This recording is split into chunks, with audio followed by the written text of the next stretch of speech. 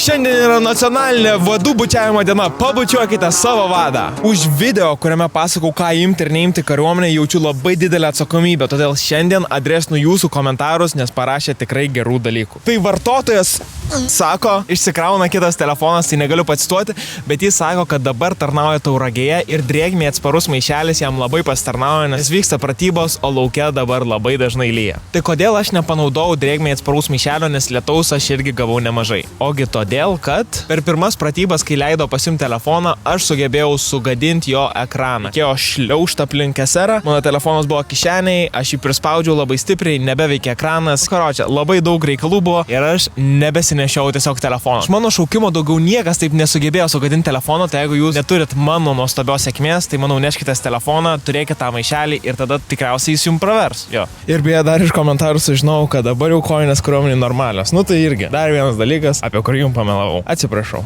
O vartotojas user 3264101999380, geresnį pavadinimą reikėtų. Sako, nu šiaip puodelį geriau pasimti, nes jei kubrikė atsidaro kavinukė ir iš kolegų gauni arbatos arba kavos, tikrai maloniau nei iš katiliuko ger. Tai iš dalies sutinku ir su šitu, tiesiog, kad aš nelabai geriu kavos ar arbatos, tai aš neturėjau labai naudos iš to puoduko. Kita vertus, aš atsineždavau užpilamų košių. Tai gal visgi pasimkite tą puoduką. Jeigu nereikės, išsivešit. Ačiū, kad žiūrėjot, iki rytojaus.